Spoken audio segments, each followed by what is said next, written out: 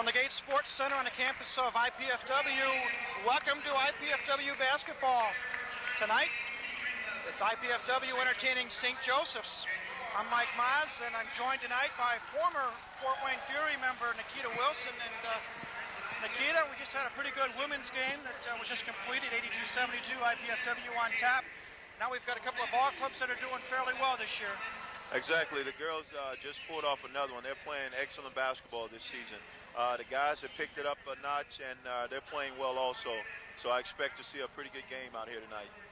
St. Joseph's comes into this men's contest with a record of 6-3, 2-1 in conference action, while Coach Andy Piazza's squad is 5-4 overall, and they are 1-1 in the GLVC.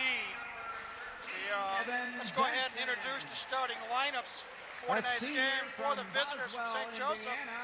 At one guard will be number 14, Roger Fry. He's 6'3", 170 pounds, and a senior. The other guard will be number 50, Ryan Davis. He is 5'10", 183, and a junior. Forwards will be Kevin Denson, who will be number 13. He's a 6'6", 185-pound senior. And Hiram Thomas, number 44, he's a 6'7", 188-pound sophomore. And at center tonight for St. Joe's, wearing number 35, will be Chad Patterson. Chad is a 6'9", 190-pound sophomore. For Coach Andy Piazza's IPFW squad, they run basically a three-guard, two-forward offense. The guards will be number 10. A junior from Whiteland, Indiana. 6'2", 170 pounds, junior. Derek Miller is number 12. He's also 6'2", 170 pounds. Jeff Jackson is the third guard. He's 6'1", 170-pound junior. And your forwards are Kyle Kirby, 6'6", 200-pound sophomore, wearing number 32. And Ryan Vaughn, a 6'7", 210-pound junior. Ryan is wearing number 44. So the stage is almost set. As we say, IPFW is a hot ball club. They've won 3 in a row and 5 of their last 6. And Nikita, any ideas as to the keys to victory tonight? Yes, I think IPFW is going to have to pick up their intensity. I think that's something they've been lacking in the games that they've lost, intensity. And Jeff Jackson has been playing extremely well. If they can get him going early, get him distributing the basketball, picking up some early assists, I think that'll be one of the keys. IPFW has 4 players that are averaging in double figures, led by Ryan Bond, 18.2, Kyle Kirby, 17.7, Brian Glidden, 13.4, and Derek Miller, 10.8. So let's see what happens in this ball game tonight. Players are on the floor. St. Joe's, I guess they're in, actually, looks like maroon and purple. I guess we'll call them blue, maybe. IPFW in the home white with blue trim. Thomas controls the tap.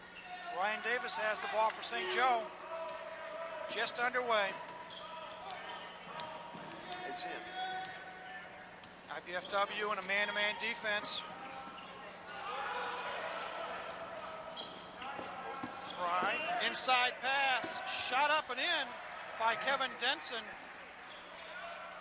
First points of the game go to St. Joe, and they come right out with full court man-to-man pressure. Jackson will break it. Watched by Davis.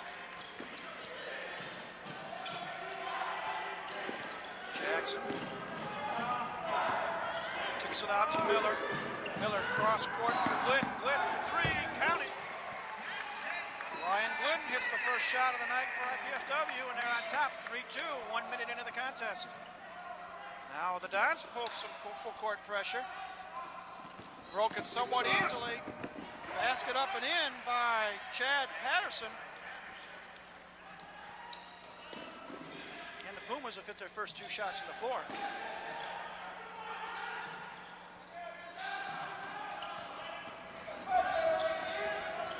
Ryan Bond wants to take an inside spin move. Dish off, loose ball picked off by St. Joe.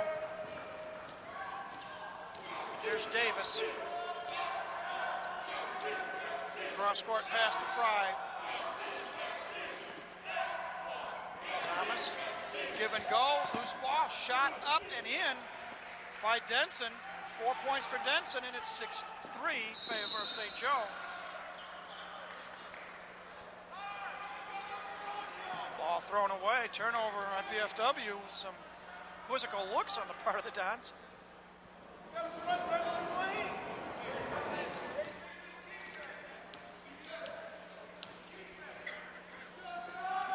Here is St. Joe with the basketball. Patterson, cross court to Davis. To Denson. Ball taken away by Bond. Good defensive play by Ryan Bond.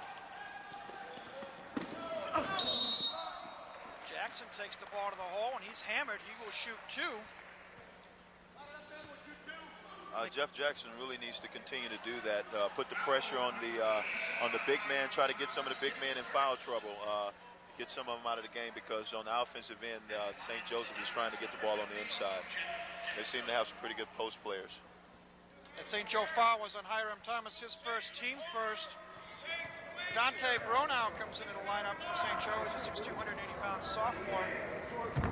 And the ball. First free throw by Jackson, rolls around and out. In the game for the Pumas, Another substitution, number 20, Walter Perkins, 6'3", 180-pound senior. So St. Joe makes a couple of quick substitutions, just like the women did in their first game tonight. Second free throw in by Jeff Jackson, so he has his first point of the night, and it's 6-4. Don's putting on some full court pressure now. Davis double teamed, gets it back to Bronow. Bronow looking for help. To Davis. Just get it over midcourt before the 10 seconds are up. Davis. Ball knocked away. Picked up by IPFW. Here's Jackson. Glidden on the wing, inside for Bond. Spin move. Ryan Bond. Blocked by Thomas. Davis with the ball. Davis takes it coast to coast, puts it up, puts it in. And now we've got a momentary timeout. Looks like maybe Ryan Bond may have gotten hit in the face.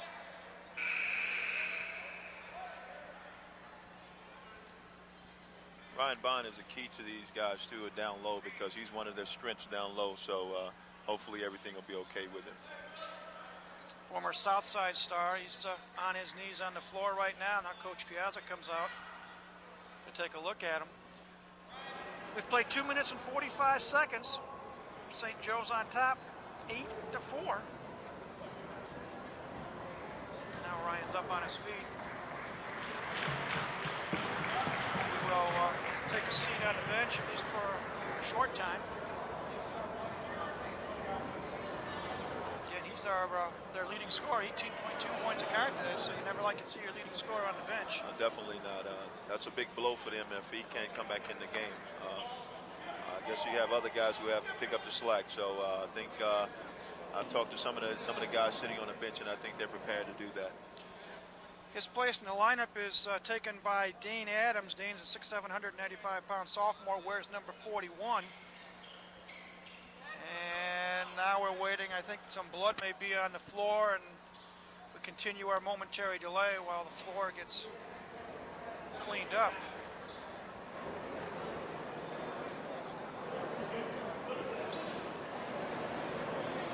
And we have a moment. Nikita, how is life after the Fury? Life after the Fury for me is going pretty good. It's going pretty good. I'm doing a lot of things, which is something I need. I need to make sure I stay busy, because if not, I think that's when it really becomes difficult.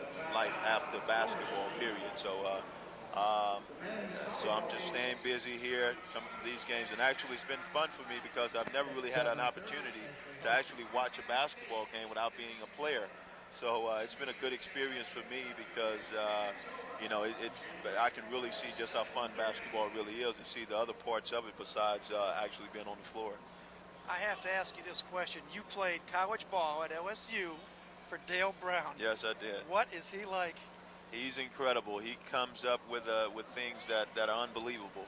I remember him coming up with some things in the locker room at times that, you know, we would just look at each other and just smile, and because we can't believe it.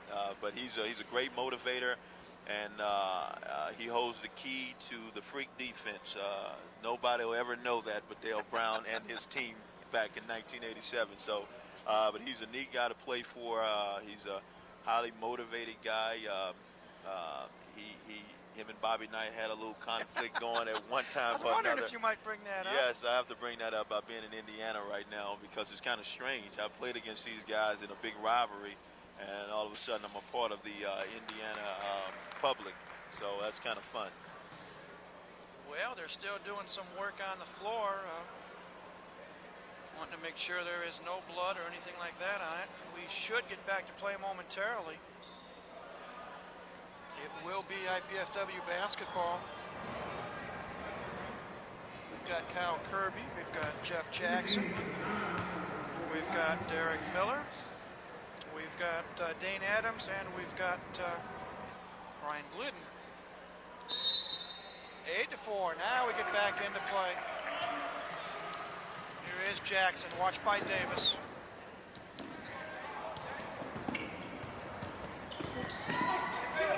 Cross-court pass to Miller. Back to Glidden, three-pointer. In and out, no good. Rebound controlled by A.J. Van Belkom, who checks into the lineup for St. Joe's. Davis, watched by Jackson. IPFW is taking that man-to-man defense. Bronow, left side to Perkins. Lob pass inside. Patterson.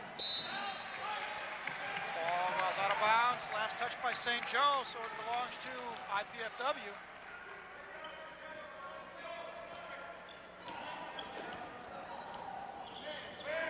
Here's Jackson.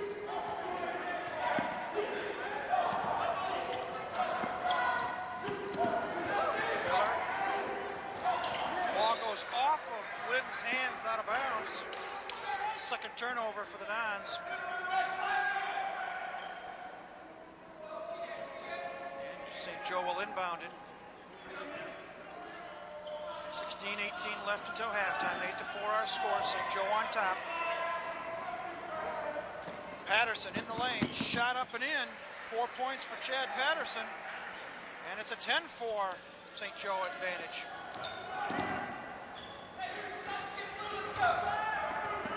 Jackson watched closely by Davis. It's a nice pick. Kicks it back out to Miller. Cross court. Shot up, no good. Jackson rebound. Here's Davis. Three-pointer on the way by Patterson is perfect. Chad Patterson all of a sudden has 7 points, and it's a 13-4 St. Joe lead. IPFW has to pick their defense up because they can't afford to get down by this many points because teams are too good to afford to get down.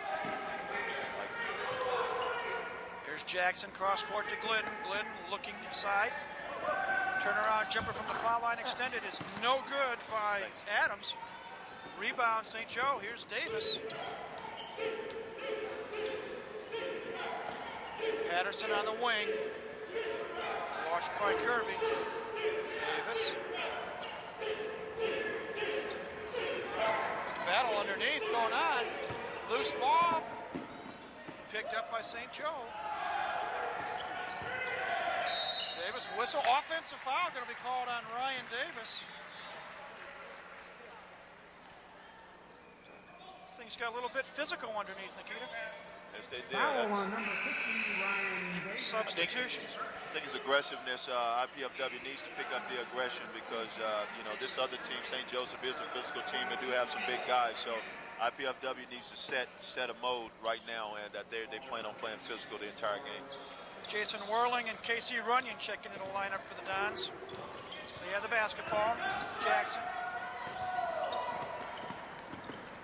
Inside, cross court for Whirling. Ball knocked out of bounds. Good hands on the part of Perkins for St. Joe. 19 on the shot clock. Jackson. Kirby. Whirling. Cross court pass. Runyon. Runyon cross court back to Whirling. 8 the shot clock. Whirling spin. Loose ball. Ball. 4 seconds. Whirling. Three-pointer on the way off the rim and over the backboard by Adams. And I don't know if I want to say poor time management, but The Dons just did not and could not get a good shot off. Exactly. So the ball goes over to St. Joe. IPFW with some pressure, some trapping pressure. In order to run that trap, IPFW has to stop the ball from coming to the middle, because that's the breakdown in a zone press. If it gets in the middle, you beat.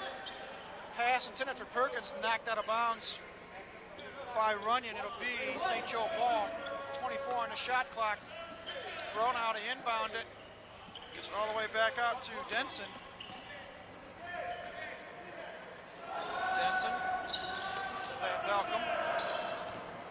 Back to Denson, a little two-man perhaps. Here's Bronow. Ball out of bounds. Last touch by Denson. Turnover St. Joe unofficially. That's number 5. And here come the Dons. A little too close for comfort is Goldie Ashford, who had just checked into the lineup.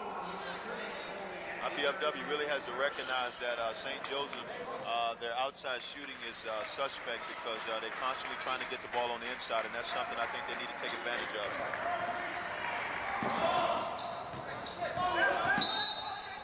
Now we got an offensive foul going to be called on Kirby of IPFW. His first, team first.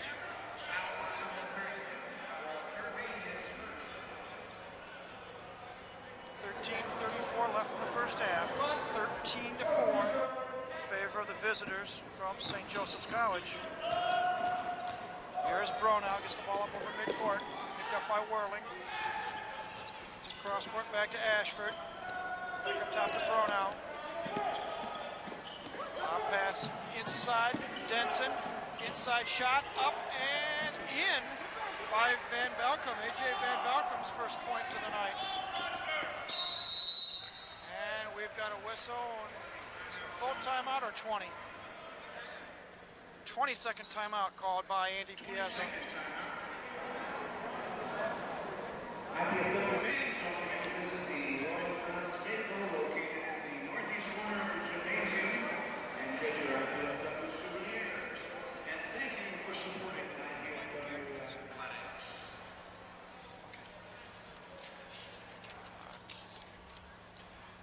The College Cable Access Program Guide provides information about our programming, including IPFW sports telecast.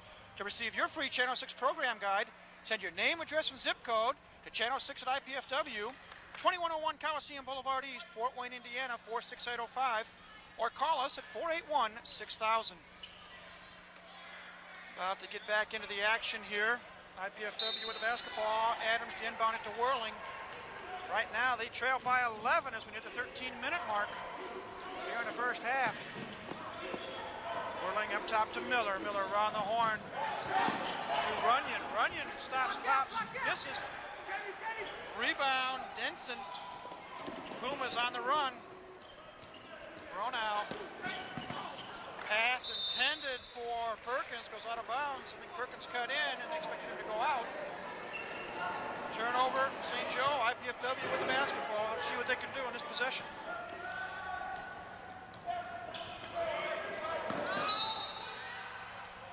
Contact made between Whirling and Ashford.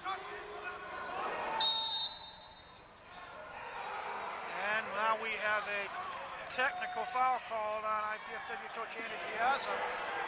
Bodies flew.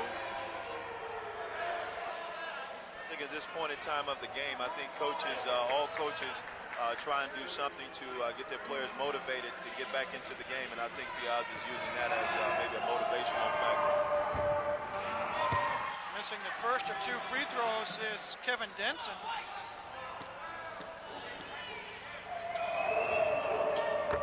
Second one is in, 5 points for Kevin, and it's a 16-4 advantage, I believe.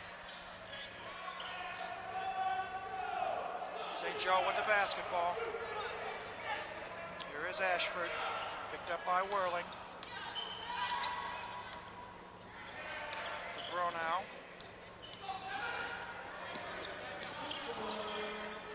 Denson, baseline whistle. Traveling call on Denson.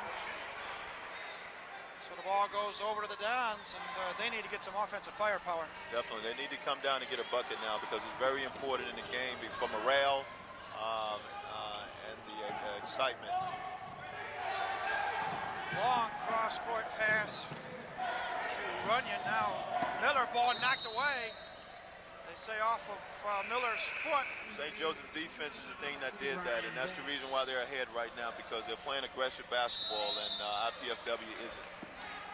Andy Piazza says, let's talk things over, so he gets a timeout. 12:03 left in a half. Our score is St. Joe 16, IPFW 4.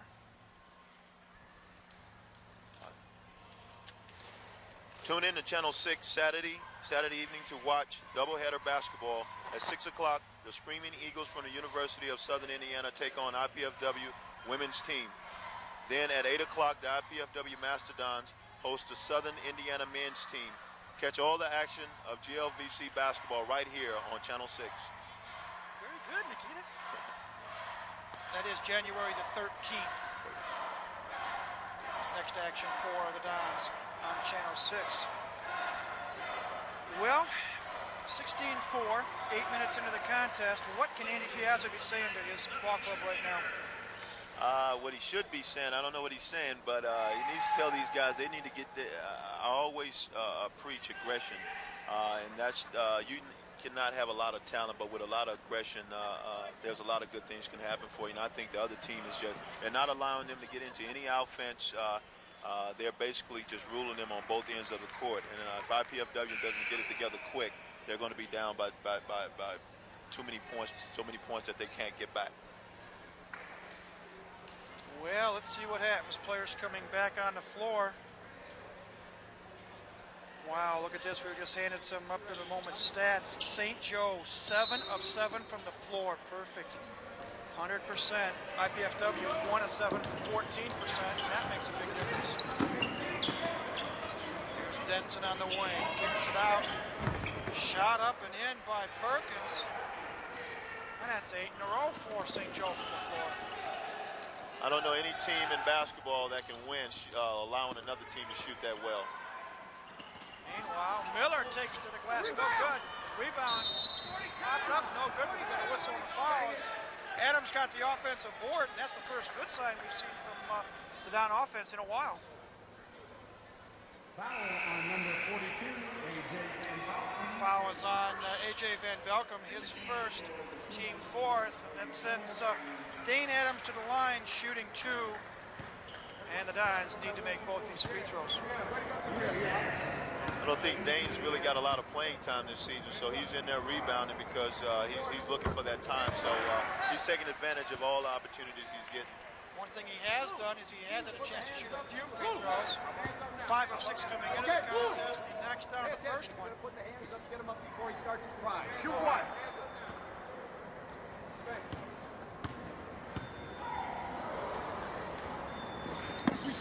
And the second one's good as well. So 2 free throws for Adams. And they slice ever so gently into that lead. It's now 18-6. Trapping defense again by St. Joe, and they say that Davis stepped on the line. Turnover. Great job on the trap by IPFW. That's what you must do on the trap. You must contain. But you would agree with me that IPFW has to take it. They can't get it all back in 1 or 2 possessions. Exactly. They must be patient. Kirby with the basketball. Dishes off to Adams. Adams cross court. Runyon. No good. Rebound controlled by Denson. Outlet to Davis. Here comes St. Joe. Davis to Denson. Top of the key. Back to Davis. Around the horn. Lob pass intended for Thomas. Knocked out of bounds. That's great defensive help by Jason Whirling.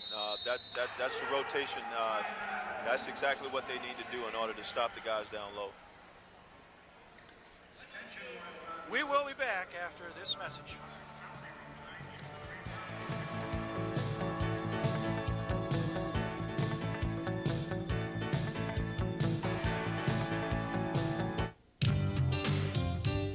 Check it out. campus has it all. Learn it, or work it, or play it. Just do it. It's a cool place. Call now.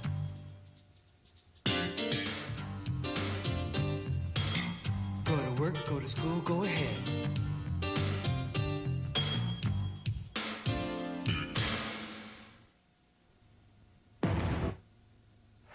Back at the Gates Center, St. Joe with the lead in the basketball, 18-6, just under 11 minutes to go. Inside pass for Denson, shot no good. We got an over-the-back foul going to be called on Walter Perkins of the Pumas, his first, team fifth. Ball goes over to the Dons. And let's see what they can do with it. Here's Jeff Jackson. Watched by Ashford. It's a kick from Miller. Looking for some help.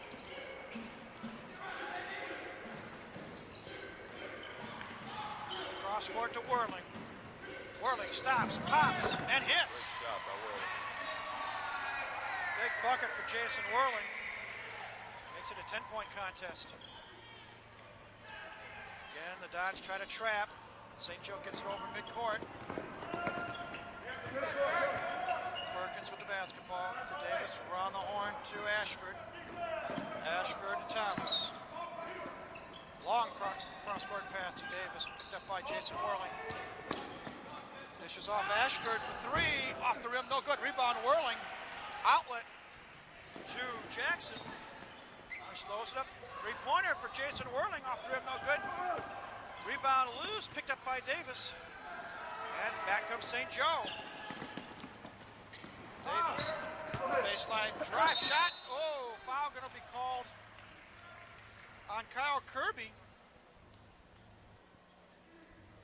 as Perkins went to the glass hard, paid the price. Foul on number 32. Foul on Kirby is his second, team second.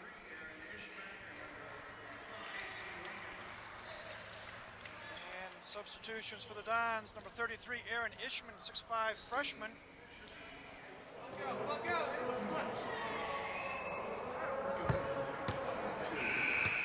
Aaron Ishman has impressed me. Every time he comes off the bench, he comes in. He doesn't play a lot, but whenever he comes in the game, he comes in and plays extremely hard, gets some offensive rebounds, plays some good defense. So he's been playing well with the time he's been given.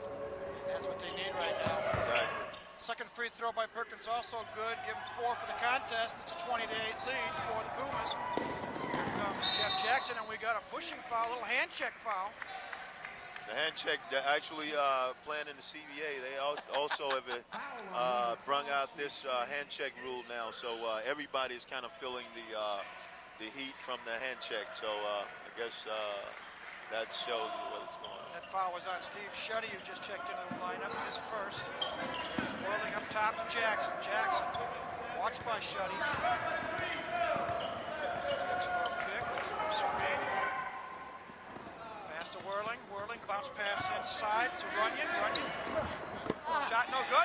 Put back up and in. Once again, like I said, he takes advantage of every opportunity he gets. That's evident right there. Makes it 20-10. Again, pressure put on by the Dons. Davis to Shuddy to get the ball off over Cut it off. court. Now double team. Gets it to Perkins. Perkins drives. Traveling ball. Break for IPFW. That traveling call was created by IPFW because they had picked up their aggression, and that's what they need to do to get back into this basketball game. 9th turnover for St. Joe here in the first half unofficially. And a chance for IPFW to get that deficit into single digits. Here's Jackson. Ball knocked away. Ooh. Perkins has it. Dishes off to Patterson. Whistle. I bet he traveled. And he did. So the Dons are the beneficiary of another break in the form of a turnover. And we'll try it once again. Here's Jackson.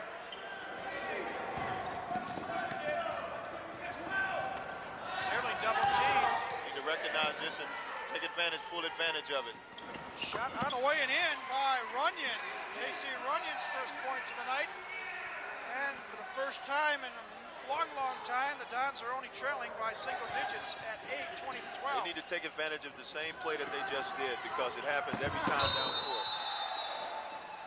Meanwhile, back at the other end, Perkins tried the jam, unsuccessful as he was hammered.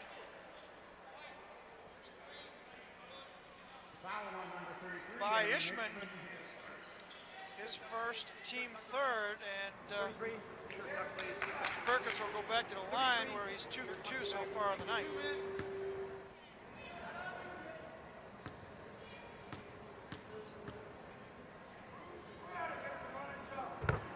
First free throw good. Shoot one. I have to admit, Nikita, those look awfully thin legs. He's got that. Hard to believe he's got 180 pounds on that frame. I can't really say too much about thin legs because mine are maybe just a little bigger than his, so I won't make any comments about that. I'm sure they're strong, though. Second free throw, no good. Rebound by IPFW. Here's Jackson, watched by Shuddy. There's a pick from Miller. 18 on the shot clock. Jackson stops, looks for help. Glidden for three. Count it. Let's see. It's good, and he is fouled. Big tray by Ryan Glidden.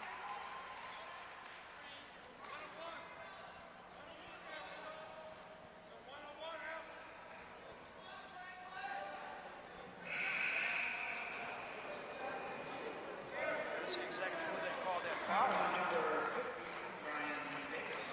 Call the foul on Ryan Davis, his second, team seventh. Now, the question is if that was after the shot, looking at one shot or more than bonus. One shot, chance for a 4-point play. And it's good. If they can keep Glidden going, they'll be back in this game before halftime. 7 points for Ryan in his 21-16. St. Joe having trouble getting the ball in bounds. Now they do. Here's Patterson, three. Whoa. Perfect. Patterson's second tray, 10 points on the night. And it's 24-16. Jackson. Nearly double team, but breaks free. Picked up by Patterson. It's an interesting move. Patterson 6'9". Jackson needs to take this big guy one-on-one. Dish off to Glidden for three. Off the iron, no good. Rebound, fought for, put back, no good. Got a whistle and a foul.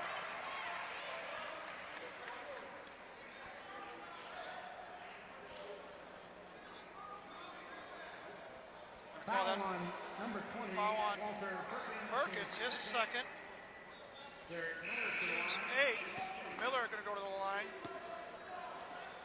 We saw an offensive rebound there, Nikita, something we hadn't seen in a while, and maybe that's a sign of good things to come. Exactly.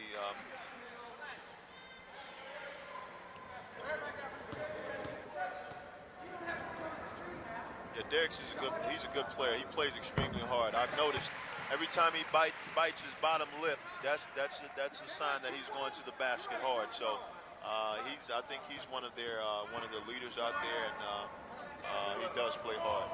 67% foul shooter, second point, no good. Oh, we've got a traveling call called on St. Joe.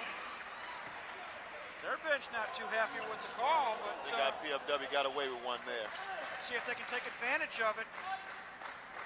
Glidden to inbound it to Miller. Miller dishes off. Glidden underneath, shot, no good, but he's hammered. And Ryan Glidden will go back to the line, shooting a pair. PFW's attacking the basket right now, and that's a great sign. I'm glad to see them doing that. And as you can see, they're being very successful with doing it, so they need to continue doing it. See on the replay that foul was committed by Hiram Thomas, his second. So Ryan Glidden back at the line. Ryan, let's hope this isn't the kiss of death. Just under 58% from the line coming into the game tonight. Kiss of death, because I should have kept my mouth shut. First one is no good.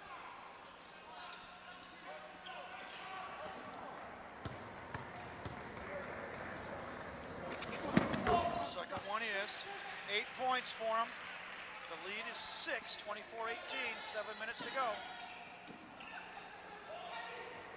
St. Joe gets the ball up over midcourt. Here's Denson. And Malcolm, back up top, go around the horn. Throw now up top to Ashford.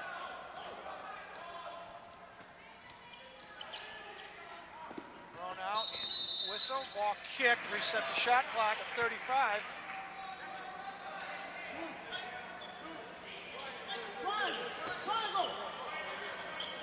St. Jody inbound it, thrown out, way back up top to Ashford.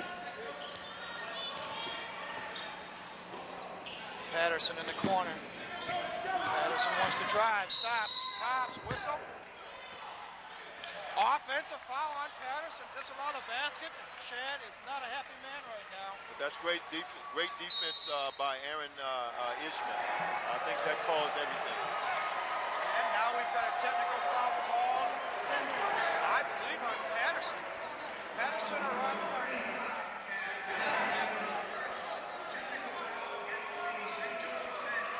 it's called against the bench. But it sends Glidden to the line, shooting 2.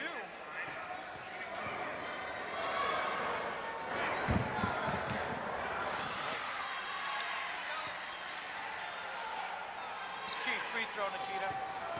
Key free throw. Second one is good. It's 24-19, but more importantly, IPFW retains possession of the basketball.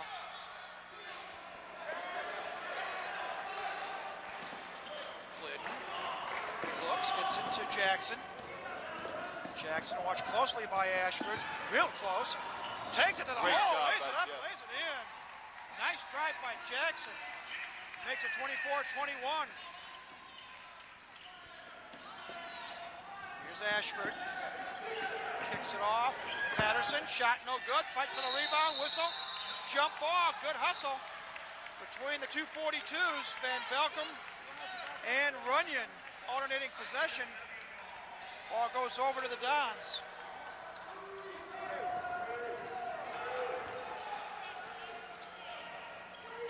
Here is Jeff Jackson. Kicks it out to Miller, top of the key. Three-pointer on the way. Short. Rebound fought for, picked up by Jackson underneath. His shot's knocked away. Miller picks it up, ball knocked away. Here comes Bronow. That ball is loose, and that goes out of bounds. Great They hustle. say that St. Joe touched it last. Great hustle by PFW.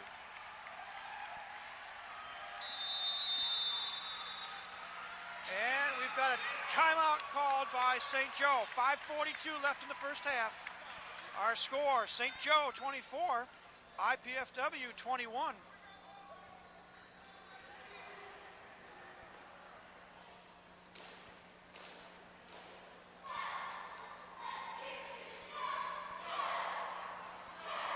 You too can join in the excitement of IPFW athletics by participating in the Royal Dons Club. The Royal Dons Club is the official booster club for IPFW's athletic teams. Members enjoy priority seating at all IPFW sports events, food and refreshments in the hospitality room, admission to IPFW sports media luncheons, and association with other Mastodons supporters, just to name a few benefits. For information on becoming a member of the Royal Dons Club, call Pat Klein at 481-6643 or write to Royal Dons Club, 2101 Coliseum Boulevard East, Fort Wayne, Indiana, 46805. Well, Nikita, 5:42 left in the half. It's been an uphill struggle for IPFW, but they have the basketball, and they only trail by 3. Exactly. They've battled all the way back. They had some guys that come off the bench that stepped up. Played strong. Aaron Ishman came in and played extremely well, got some offensive rebounds, played some good defense, created some turnovers. So IPFW sticking in there. I think in the last couple of games that they've been playing hard. They've gotten together and dedicated themselves to trying to win. There's Miller, picked up by Denson. Size advantage to Denson. Maybe quickness to Miller. Oh, dragging the foot, traveling call called on Miller. And that may have been a case where the size intimidated him a little bit. Here comes Colby Ashford with the ball.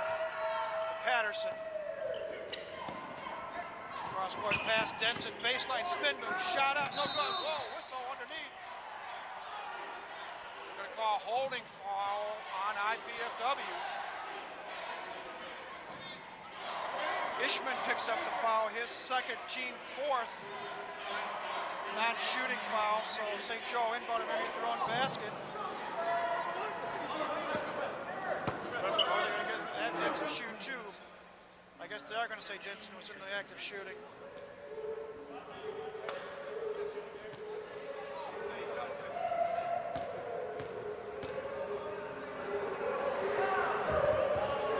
First free throw bounces off the front. It's a good one, drops through.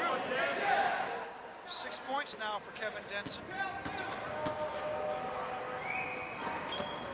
Make it 7, and it's a 26-21 St. Joe lead. Here comes Jeff Jackson, picked up by Bronow. Jackson still with the basketball. Pass up top to Adams. Adams back to Jackson on the right side. Near the 5-minute mark. Dodge trail by 5. Jackson stops, pops, and hits. Nice bucket, Jeff Jackson. Gets him 5 for the night. Makes it 26-23. Again, the trapping defense put on by IPFW. And a violation, palming the ball. Whirling and Kirby check back into the IPFW lineup. Jackson is becoming the aggressor. That's why things are going good for him. He needs to continue. He needs to continue to do that. Whirling, inbounds it. Kirby. Bounce pass, Glidden for 3. Yes, we are tied. Third tray of the night for Glidden. Give him 12 altogether, and it's a brand new ball game. 26-26, near the 4.5-minute mark of the first half. Here's Patterson. Patterson on the trap double team. Whoa! Glidden hits the deck, no call.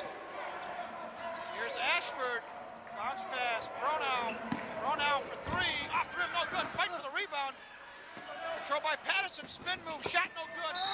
Denson with the rebound. We got a whistle and a foul underneath. And the action heated up ever so slightly there, Nikita. Exactly. I see Ryan Bond coming back into the gym, so that's a good sign for IPFW. They've battled back this for us. So with Bond in, it should help them down low. Rebounded. Personal foul is charged to Dane Adams, his first. Team 6th. Back at the line, making his 4th consecutive free throw is Kevin Denson. He's now 4 of 5 from the stripe for the night. Making 5 of 6. 28-26, St. Joe on top. Jackson with the basketball, picked up by Bronow. Dribbles left side. Looks for a breaker, looks for a screen. Gets the screen from Glidden. Now passes to Glidden, 3-pointer. Off the rim, no good. Rebound, Patterson. Outlet, Ashford.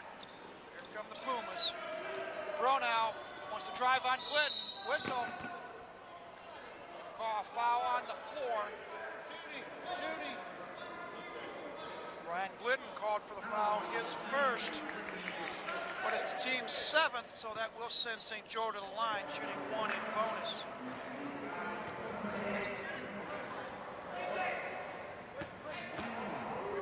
Dante Bronow, 6'2", 180-pound sophomore, misses the free throw, but Denson, Charlie on the spot, gets the rebound. He shoots, he misses. Kirby with the board. Jackson, that's a chance to tie. And hand check foul going to be called on Bronow, his first. And Nikita, they are calling that hand check foul an awful lot more this year. Exactly. Last year, I think they brought it out, made the rule last year, and they were trying to gradually bring it on. But this year, they're really enforcing it. So players are really going to have to start moving their feet and playing much better defense. In the game for the Dons. Ryan Bond is back in the lineup. He's wearing a different jersey, and I believe probably because he had blood on that other jersey. Yes, it is. He's now wearing number 24. with the NCAA rules, I think they're not allowing players to play with blood anymore. It's not like when I was playing, where it didn't matter what did you have, what you had on you. Just if you are able to get out on the floor, you stayed out there. Meanwhile, Jeff Jackson at the line makes the first of 2 free throws. Gives him 6 points in the night. Make it 7. And we are tied once again, 28-28. 3:28 to go in a half. Denson, the ball's thrown away. Great job at IPFW putting the pressure on. Bond dishes off to Jackson. Dons with a chance to take the lead.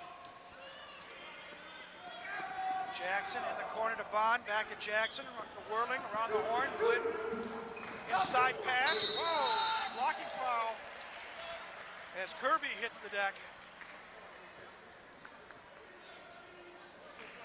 Gonna call a foul on Steve Shuddy, his second. And heading to the stripe is Kyle Kirby. Kyle averaging 17.7 points a game. He's a 77% foul shooter, and he knocks down the first one.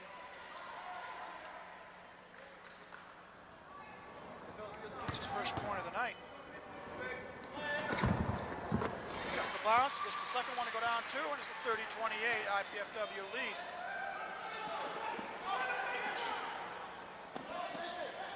Here's Van Belkom. Gets the ball back to Bronow.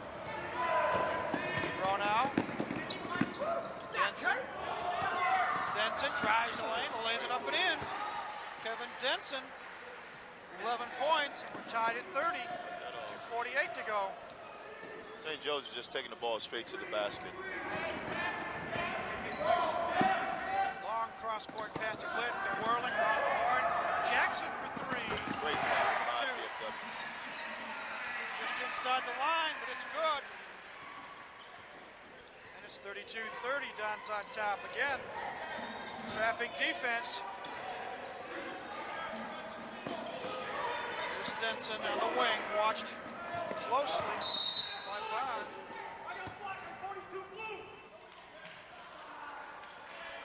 And they're going to call a foul, I believe, on St. Joe. Exactly, 42. Van Belkom. A.J. Van Belkom picks up personal foul number 2. Malcolm, his second. Set IPFW stripe. Jared Miller checks back into the Don lineup, replacing Glidden. Glidden, nice hand. He checks out with 12 first half points.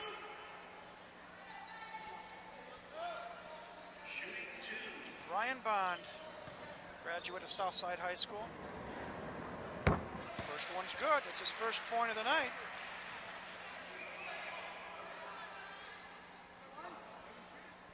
Makes it a 33-30 IPFW lead. And the second one's good as well. 4-point lead, 2:16 to go until halftime. Pressure put on by the Dons. Van Belkom to Bronow. Bronow, trapped just over midcourt, looks for help. Gets it to Shuddy. Shuddy, bounce pass to Patterson on the wing. He tries a 3-pointer. In and out, no good. Rebound fought for, controlled by Whirling. Here comes Jason Whirling. Lob pass inside. Shot for Kirby, up and in. Count it, and he's fouled. Nice delay by Kirby. To the defender in the air. Got the bucket, got the foul. Chance for a 3-point play. The last game, Kirby got a lot of shots like that, right under the basket with some and one. So he's really playing well.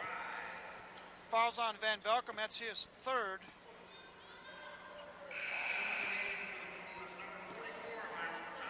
Thomas checks back in for St. Joe. Kyle Kirby is from Marion, Indiana, the home of the famous Jay Edwards.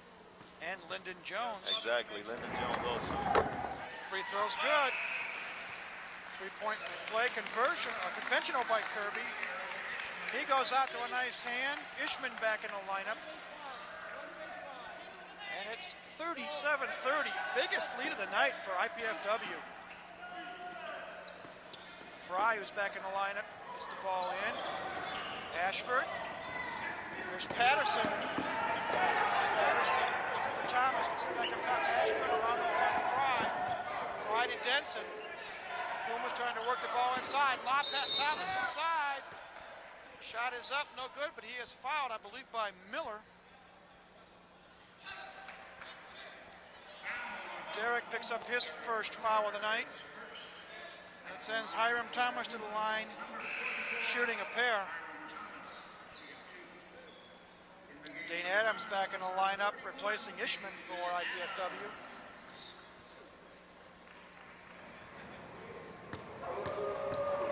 Players who came off the bench for IPFW has done an excellent job. They came in and gave the team a spark, and now IPFW is up by 6 points now, so their bench should be commended.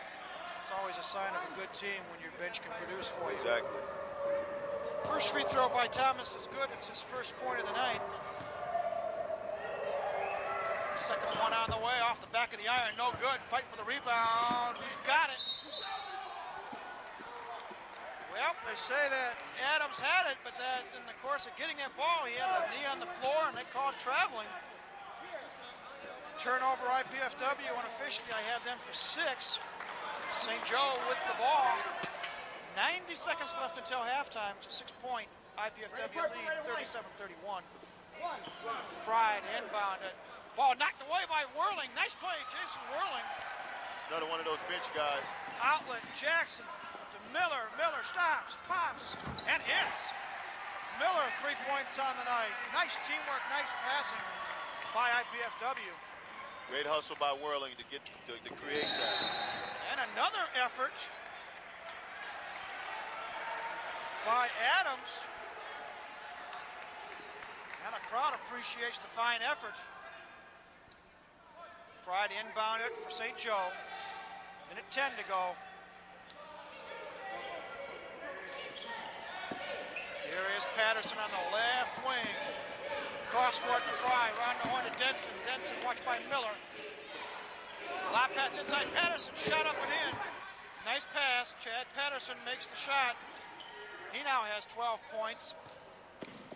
And it's a 39-33 IPFW lead. 50 seconds to go and a half. Whistle.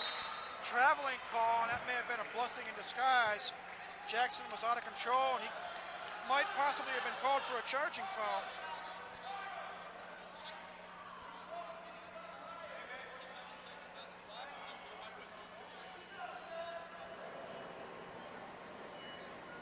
Going to change the clock back to 47 seconds. 47 seconds left. St. Joe with the ball. Fry to inbound it to Ashford. Ashford back to Fry. Bounce past Patterson on the corner. Patterson, inside pass intended for Denson, off his hands, out of bounds. So the ball goes back over to the Dons. Bondo inbound it. St. Joe going to apply full court pressure once again. Bondo Miller. Miller picked up by Denson. Looks for some help. Nearly double dribbled. Instead, he takes it right to the hole. Dishes off the Whirling around the horn to Jackson. 25 seconds left. They may play for the last shot. Jackson backs up near midcourt. 18 seconds to go. May wait till probably about 11 or 12. Jackson with 10. Jackson with 8. Whirling. Stops. Three-pointer. Off the rim. No good. Rebound. Shot up. Was it a 24-second violation?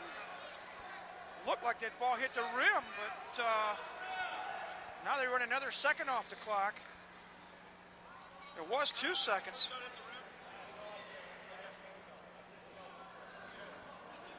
Now the officials confer.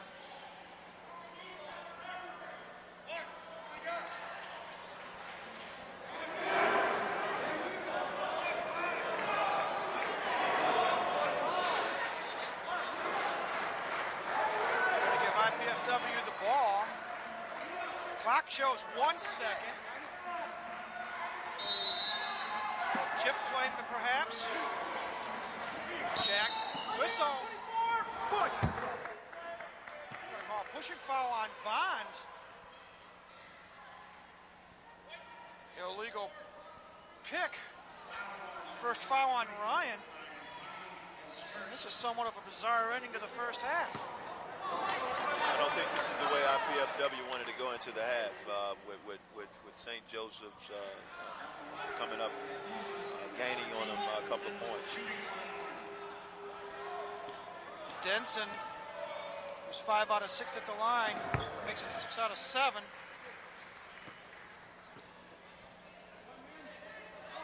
You're right, Nikita. The Dons are up 39-30.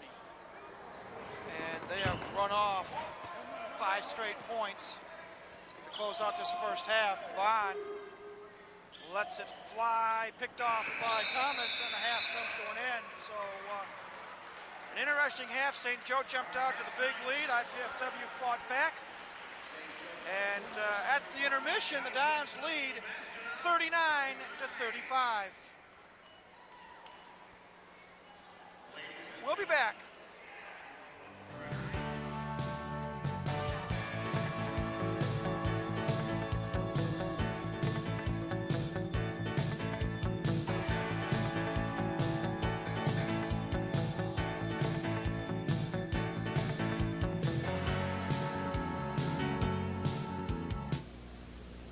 Team spirit is alive and well at IPFW. That's because IPFW has established itself as an athletic power, not only regionally, but nationally. With 11 major sports, IPFW offers talented student athletes great opportunities. Success and support of IPFW athletics comes solely from the fans, students, faculty, alumni, and the prestigious Royal Dons Club.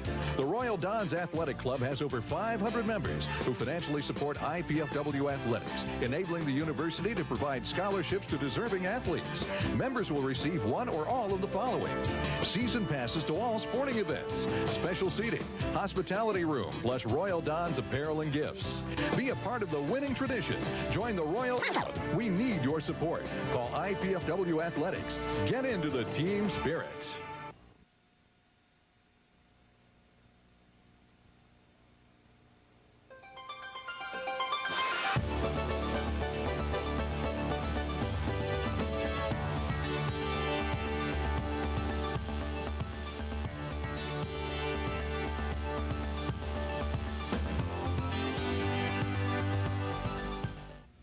Hello, welcome to Las Americas.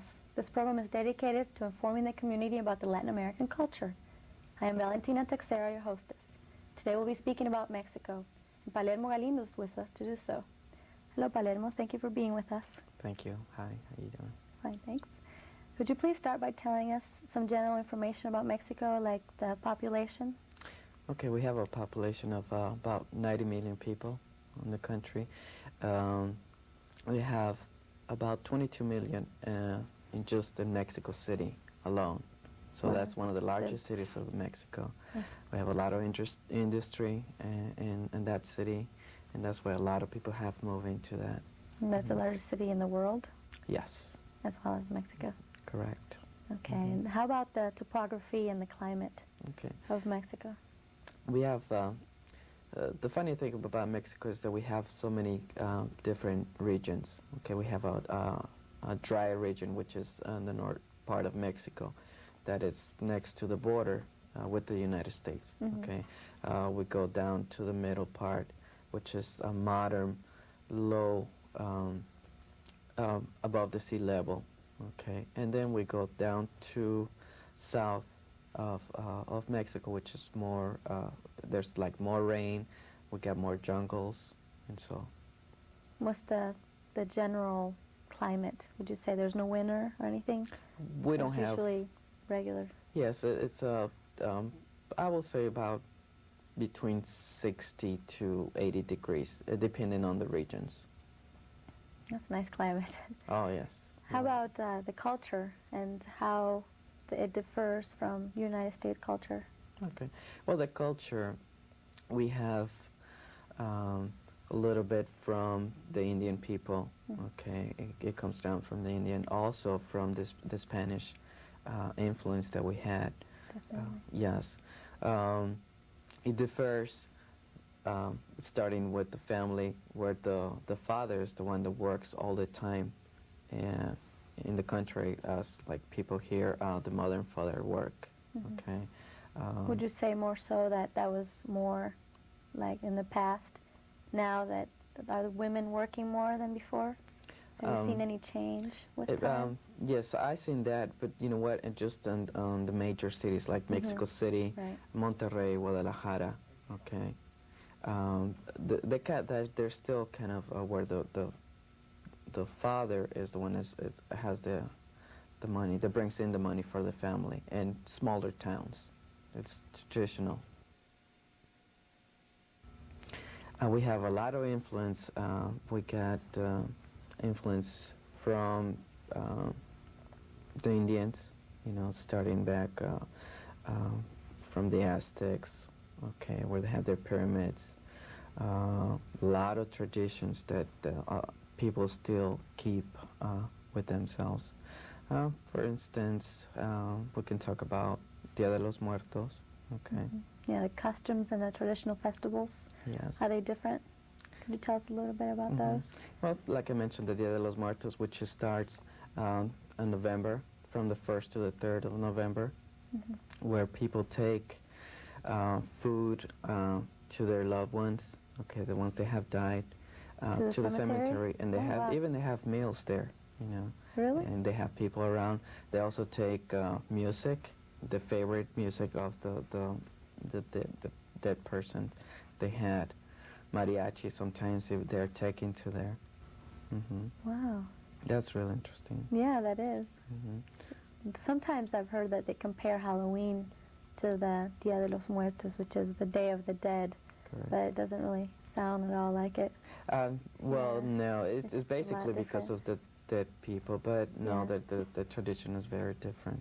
Yeah. Would you say that the festivals in Mexico revolve more around religion than in the United States? Basically, Like the yes. saints and things like that? Yes. Do you celebrate saints or anything particular Yes. of the places? Because basically about 90% of the people, the population actually, they're Catholic. Okay, so they have that religion. There's not too many other religions that they're major there. We celebrate Semana Santa. Okay. This is Holy Week? Holy Week, correct. Yeah. Okay. How do you celebrate that? Well, they have processions, what Christ went through, you know, carrying the cross. They actually have people doing that. How about your hometown? Can you tell us a little about your hometown? Sure. My hometown is Cuautla, Morelos. Okay. The city is Cuautla. It's located 2 hours from Mexico City. Okay. We have a population about 80,000 people there. Okay. The temperature there is very, very nice. It averages between 70 to 80 degrees throughout the whole year.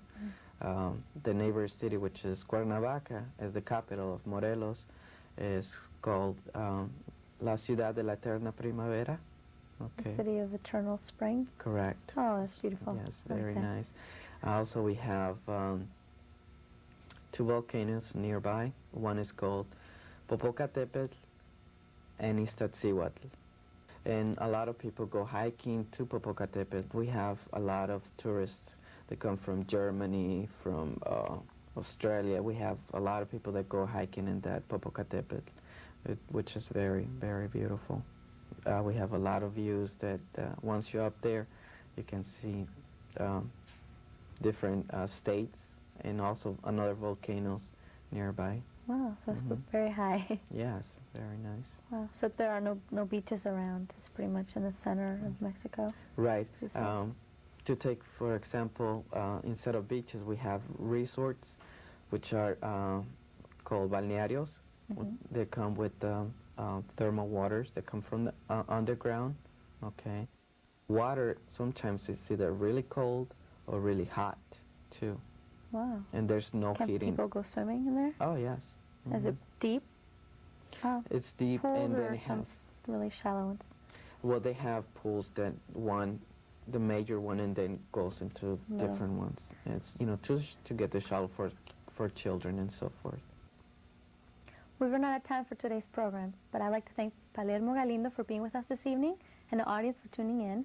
Until next time.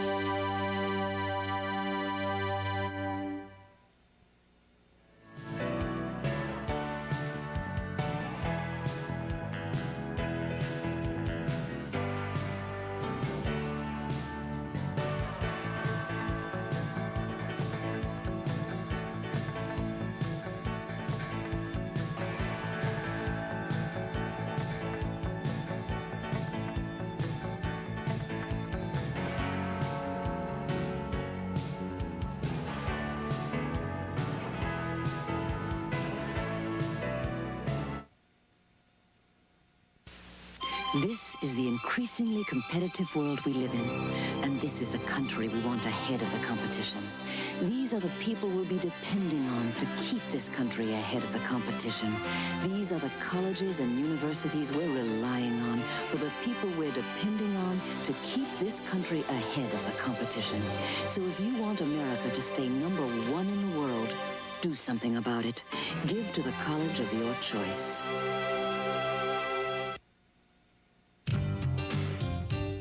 Check it out! The campus has it all. Learn it, or work it, or play it, just do it. It's a cool place. Call now!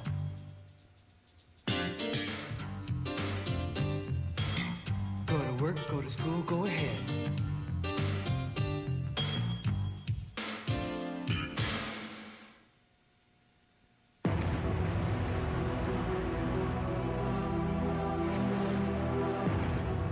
Tonight, Dolores had a few drinks, did some crack, and ended up another tragic story. Only she doesn't know it yet. Drugs make you forget. And if you forget how risky sex can be, you could catch the AIDS virus and not know it for months, even years. AIDS, another way drugs can kill. She is one of America's toughest drug enforcement agents. Last year, she helped convict 90 drug dealers, seize several tons of crack and marijuana, and close down 10 major drug operations.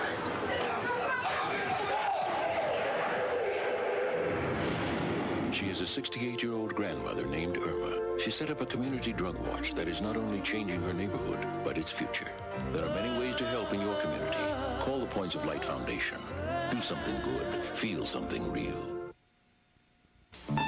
The man, and dog. For years, this man thought if he just tried hard enough, he could teach himself to read.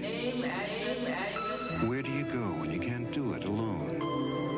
He's getting help in a literacy program for adults. They got help from the United Way. All because the United Way got help from you. The United Way. It brings out the best in all of us. Where to? Body shop, 71st and 1st. Yeah, no use. Love your commercial. Safety belts, right? Watch where you're going, man. I like the missus. She loves you guys. She doesn't buckle up either. Oh, nobody's listening. You need anybody? Listen, Odie driver's part-time. Really inactive. It's just a little slow. Just put seatbelts in my cab. Nobody uses them. Guess they feel safe with me. If we'd had half a brain, we'd have buckled up. Hey, bumper breath, I do have half a brain. You could learn a lot from a dummy. Buckle your safety belt. My friend Nancy's been doing a lot of drugs. I know it's catching up with her. I can see it coming. But what can I do? If I like say anything, she'll think I'm not cool. And I don't want to lose a friend. I mean, it's her life. Right? If you have a friend who's in trouble with drugs, don't just stand there. Do something. If your car battery is dead, you'll just be late getting home. If your toy's batteries are dead, you'll just have to find something else to play with. But have you considered the tragic results of a dead battery in your smoke detector? Remember, change the batteries in your smoke detector at least once a year. Welcome back to the Gate Sports Center, everybody. Mike Moss along with Nikita Wilson. We are a little over a minute away from the beginning of the second half, and right now the IPFW Mastodons lead St. Joseph's 39-35. Nikita, it was a struggle for most of that first half, but the Dons have the lead. Now, what do they have to do to keep it? I think they need to concentrate, continue to concentrate, and Jeff needs to continue pushing the ball, being aggressive on the offensive end. Because what happened earlier in the first half was their perimeter people were playing totally on the outside, not penetrating, so they couldn't really get into a play. So Jeff needs to continue to be aggressive on the offensive end, and they need to pick their defense up and cut downs on some St. Joseph inside play. Some real quick numbers on the first half. Leading scorers for St. Joe's: Kevin Denson 13 points, Chad Patterson 12, while Ryan Glidden had 12 points and Jeff Jackson 9 to lead the IPFW scoring. Just a couple of the telling tales. St. Joe shot 61% from the floor at 11 of 18, 2 of 6 from three-point range for 33%, and 11 of 15 from the foul line for 73%. IPFW at 11 of 25 for 44% from the floor, 3 of 10 for 30% from long distance, and 14 of 18 for just under 78% from the stripe. Rebounds favor IPFW 14-11. Turnovers, a key factor. St. Joe's committed 18 turnovers, IPFW 11. So bottom line is IPFW has a 4-point lead starting the second half, and we'll see what happens. St. Joe has the basketball. IPFW has 6 offensive rebounds, and I think that's another big part of them being ahead right now. Here is Ryan Davis. Picked up by Jackson as IPFW stays in the man-to-man defense. Patterson up top to Davis. Denson on the left wing. Denson watched by Glidden. Denson stops, pops, off the iron, no good. Rebound, footwork, controlled by IPFW. Good hustle. Great hustle between Jackson and Miller. Here's Jackson, watched by Fry. Jeff pushes the ball up, baseline drive, triple team, looks for help. Over the head pass, Glidden for 3. Yes, count is. Ryan Glidden, 4th tray of the night. They can get Glidden going, they'll be pretty successful. Here is Denson, Fry, around the horn. Patterson, Denson drives. They're going to call a block, basket good. Foul's going to be on Glidden, I believe. Second personal on Ryan. And for Denson, gets him 15 points and a chance for 16.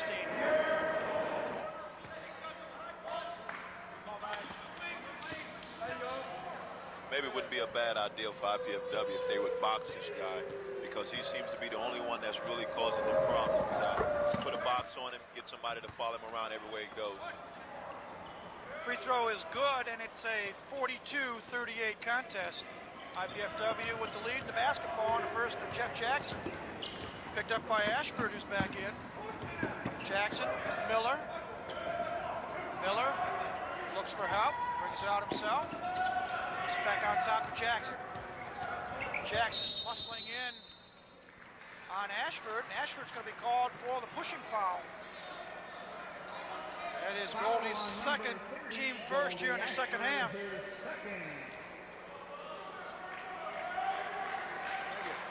Miller will inbound it. Jackson.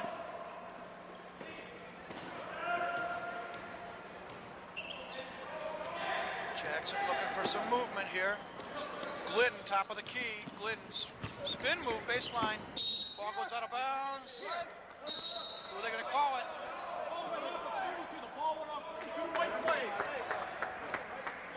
to reverse. I think one official called it IPFW. The other said St. Joe, so they're going to give it to St. Joe. Ashford to Davis. Davis over midcourt. Back over to Ashford. Left side pass to Thomas. Perimeter passing on the part of St. Joe, looking for the inside move. We got a whistle. Blocking foul, I believe, on Ryan Bond.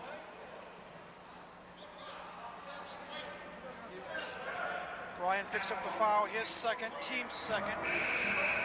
Jason Worman comes into the lineup for Coach Andy Piazza.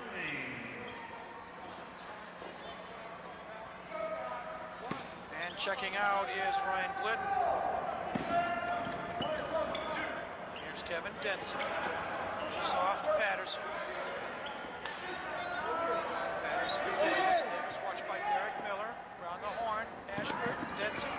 Three-pointer on the way. Off the iron, no good. Rebound Miller, outlet Bond. Good save, good hustle by the Dons.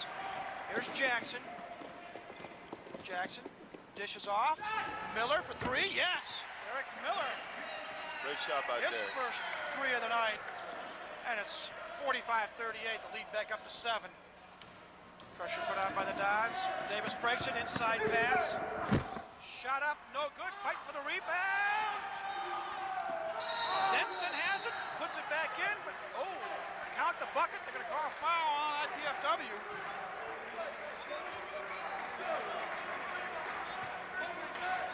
Going to call Derek Miller with the foul, his second.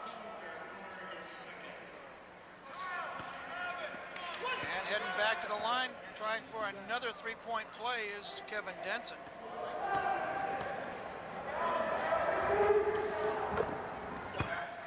Free throw is good.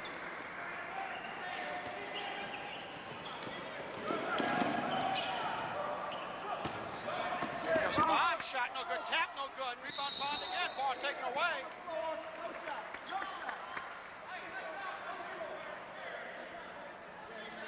On the floor, the official says, on Denson, that is his first, team's second. So IPFW will inbound. Version of Miller. Looks. IPFW calls timeout. Is it a full or a 20? Andy Piazza says let's make it a 20. IPFW had some trouble getting the ball inbounds. Yes, they did, and it's not always the passer's fault, because if players don't cut hard, they don't cut hard off the play. It's difficult as a passer. It's difficult to try to throw the basketball in. So I blame the entire team for that one right there, not just the passer. Because if players don't cut hard, the passer always sees something other players does not see. So. They need to cut much harder than they did on the inbounds play. What does IPFW have to do to stop Kevin Denson? I think what they need to do, they need to go at him on defense, on offense. They need to make him play both ends of the floor. And right now, he's only playing one end. So he's conserving his energy for the offensive end. And I think they need to put a little more pressure on him, put some more bodies on him on the offensive end, on the defensive end and offensive end. Coach Andy Piazza saying something to one of the officials. I'm not sure exactly what it is. But in any event, we're about to get back into the action.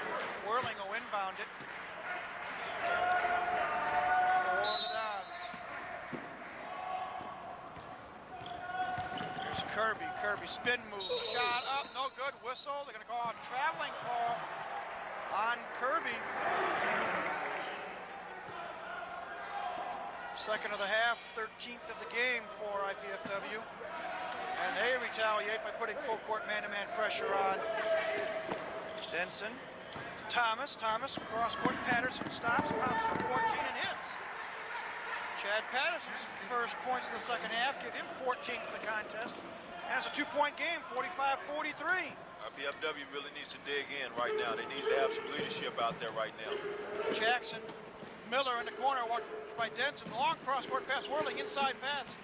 Kirby shot up and in. Nice move by Kirby. Gets the lead back up to 4. Big bucket. Big bucket, huge bucket. And here's Denson, Davis. Stops the dribble, looks for help, inside pass. Denson, give and go. Give the bucket to Denson. 8 points in the second half, 21 in the game, and it's again a 2-point lead, 47-45. Davis hounding Jackson, double team. Here's Denson. A lot of pressure in the backcourt. Cross-court pass to Miller. Miller watched by Davis. Kicks it back out to Jackson. Jackson up high. Say, pick and roll, boys, pick and roll. Let's see what happens. Whirling, stops, pops from 17, off 3 of them, no good. Rebound, Thomas, fought for by Miller. Good play by Miller. Forces the jump ball, and on the alternate possession, the ball should go to IPFW. Good hustle there by Derek Miller.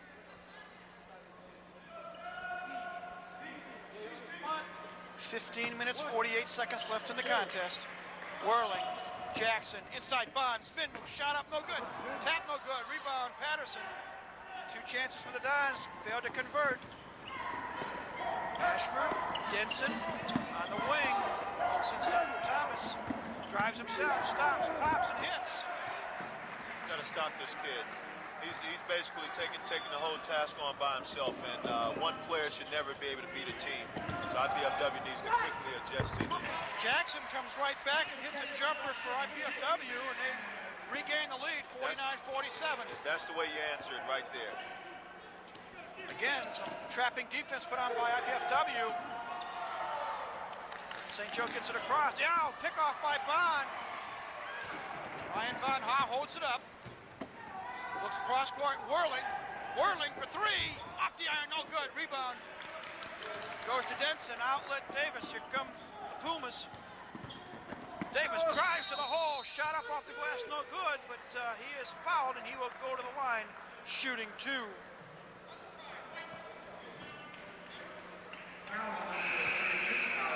Fouls on Kirby, his 3rd, team 4th. That brings Aaron Ishman into the lineup. And Ryan Glidden going to check back in as well. Meanwhile, at the stripe, shooting a pair will be Ryan Davis. Ryan, 2 points in the first half, and coming on a field goal.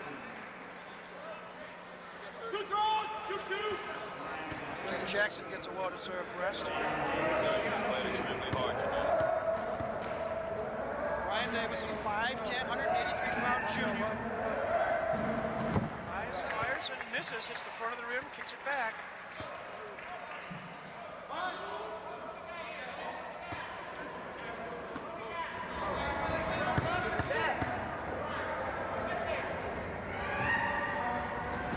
Second free throw's good. So it's a 1-point game, 49-48. Here comes Jason Whirling.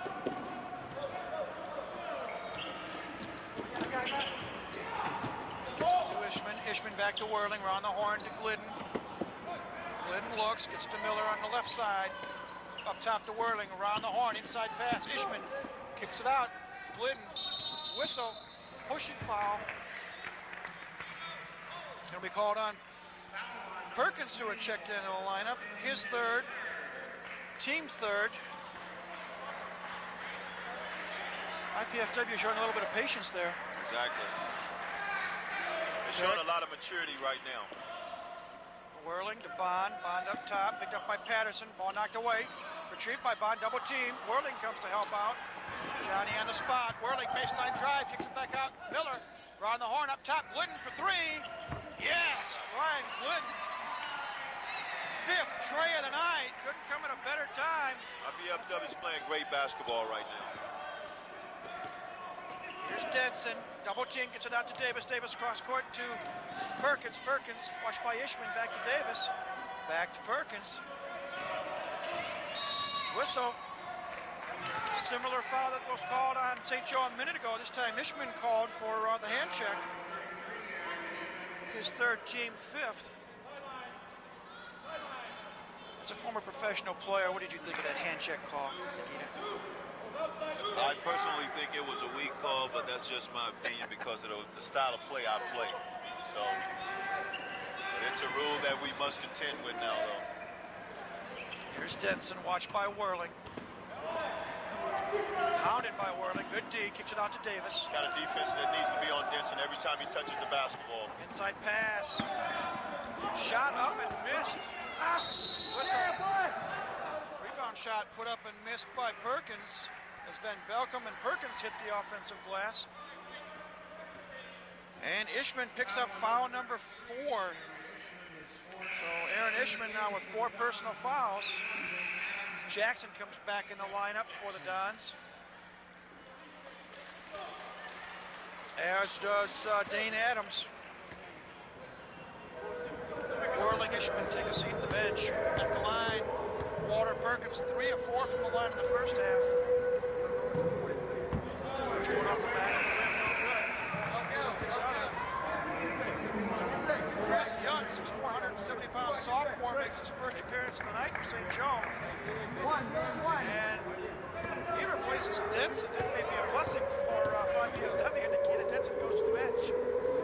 Yeah, that's definitely. This is the time IPFW needs to make a run right now while their leading St. Joe's leading scorer is out right now. Second free throw also missed. IPFW with the rebound. Here's Jackson, watched by Davis. Jackson looks for help. Barred on the wing. Drives the lane, stops, dishes out. Miller drives the lane, stops underneath. Nice bounce pass. Bond, whistle. And they say traveling call. Ryan Bond not happy with the call, neither is Andy Piazza, but it's not going to change the official's mind.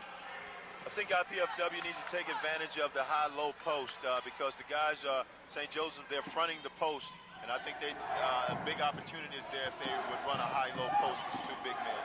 Here's Davis up top to Perkins. Perkins on the wing. It's to Patterson. Patterson picked up by Glidden. Perkins outside. Young, baseline drive, shot up, no good. Fight for the rebound. Short by Glidden. Here come the Dons. Glidden picked up by Perkins. Glidden shakes, fakes, stops, pops, and hits. Third tray of the half. 6 for the contest. 21 points overall for Ryan Glidden. Ball almost knocked away. Van Talcum dishes off. Ball knocked away now. Picked up by Jackson. 3 on 2. Jackson to the hole. Shot up and in. Great job by Jeff Jackson. Nice drive. Taking the basket to the goal. And that calls for a timeout called by St. Joe. 12:18 left in the half. The College Cable Access Program Guide provides information about our programming, including IPFW sports telecasts. To receive your free Channel 6 program guide, send your name, address, and zip code to Channel 6 at IPFW, 2101 Coliseum Boulevard East, Fort Wayne, Indiana, 46805. Or call at 481-6000.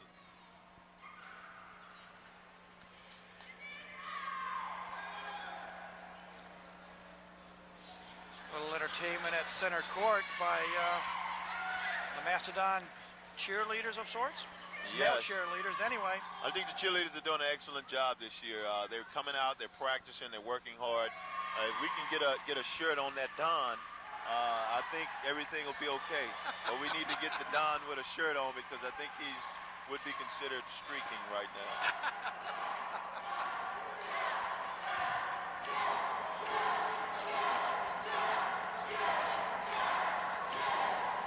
Well, cheerleaders trying to get the crowd into it.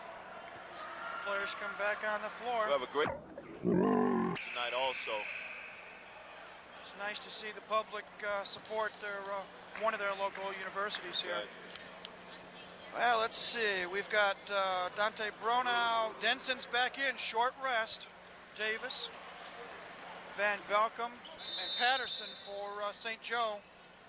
They will inbound the basketball. Again, the trapping defense put on by the Dons. Davis gets it across midcourt to Patterson. Patterson back up top. Bronow, cross court to Davis.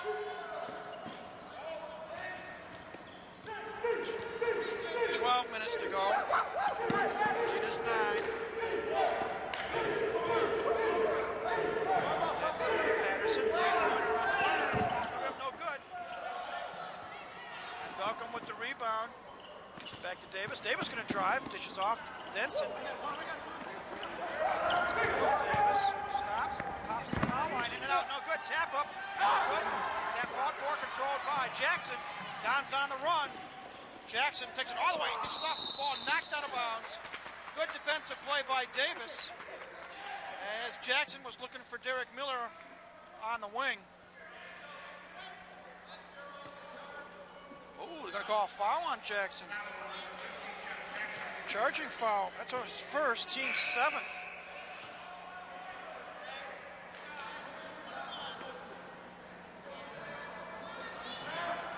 Are they questioning whether it's a player control foul or?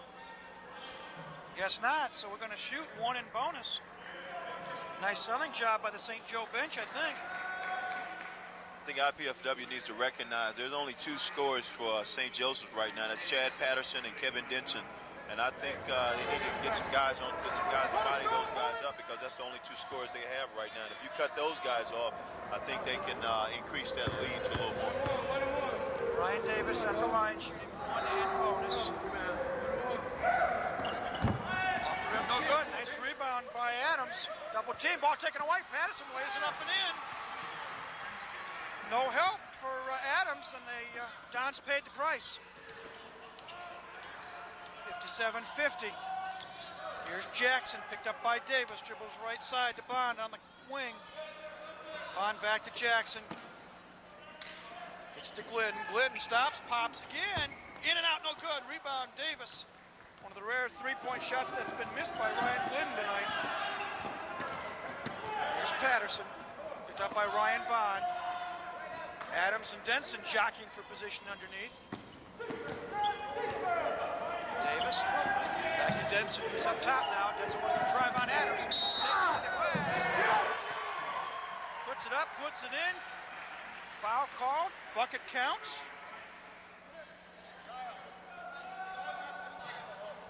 And they're going to call Dane Adams for the foul, his second. Actually, with only two players scoring, it may not be a bad idea if IPFW send a double team at Denson every time he touches the basketball to get it out of his hands. Maybe Coach Piazza will think about that. Denson misses the free throw, but Johnny Anna spots Patterson for the putback. And just like that, it's a three-point game, 57-54. Here's Jeff Jackson, watched by Bronow. Left side. Pass picked off by Denson. Turnover. You'll advise for IPFW. Davis on the run. Takes it all the way, lays it up. No good. Tap. And Balcom ball knocked away by Glidden. Here comes IPFW. Glidden going to take it all the way to the hole. Lay it up and in. Key bucket by Ryan Glidden. Great take. Lead back up to 5 at the 10-minute mark. Balcom to Davis. Davis going to be picked up by Jackson. Patterson on the wing. Picked up by Kirby. Patterson baseline drive. Stop. Pop. No good. Rebound. Bond. Good defense by the Dons there. Here's Jackson. Looking for a cutter. Looking for a cutter is Jackson. Gets it to Bond. Bond on the wing. Looks for Kirby. Drives. Stops. Looks. Dishes out to Miller. Miller. Baseline drive. Dishes off Kirby. Loose ball. Kirby puts it up. Good. Fight for the rebound. They're going to call Glidden for the foul. Looked like he might have had ball, but the official says no. He hit the body. Third personal on Glidden. And that sends the teams to the other end. And tough call there. Yeah, that's exactly what IPFW wants to do, though. They want to get the guards driving in and dishing it off to the big men. The big men are just going to have to be ready for it, because it was a great pass, and they did exactly what they needed to do. It just didn't happen for them. Well, back at the line, number 13, Kevin Denson. We've got Walter Perkins back in the lineup. He will replace Van Belcom. AJ checks out with 2 points. Those came in the first half.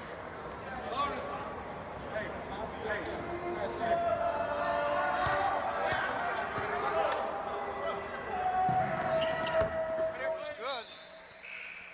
It's the bonus. And we got Goldie Ashford back in the lineup for St. Joe as well.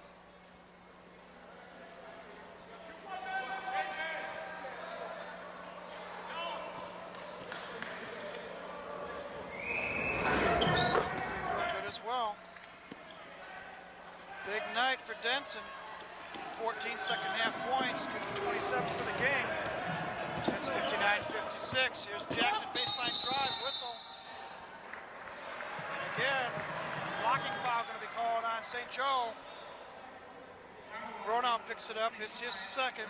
It's only the team fourth. With 9:12 to go, that may become a factor before long. Exactly. I think some of these younger guys need to understand that whenever they're fouled, to let the ball go towards the basket. Here's Glidden, drives the lane, fires, no good, tap, no good. Fight for the loose ball, Denson comes up with it. Don's had 2 cracks, couldn't convert. Here comes St. Joe. Ashford, inside pass, ball knocked away. Retrieved, Bronow, fancy pass, Patterson. Shot is good, they're gonna count it? I believe so.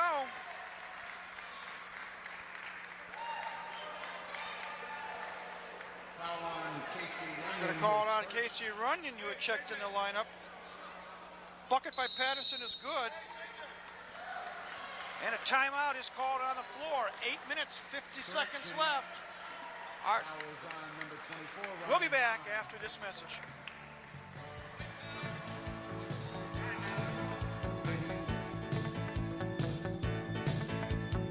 If we see mental illness for what it really is, a medical disease. A disease that can be treated if you just know where to turn. For an informative booklet, call the American Mental Health Fund. Children are the largest group of Americans living below the poverty line. They have to reach higher for what others take for granted. Health care, balanced meals, encouragement to learn. But with help early on, children in your community can gain the skills to get out from below the poverty line. It takes programs like Success by 6 and people like you to help them take the first step. Call to learn more. Change the world of a child, and you change the world.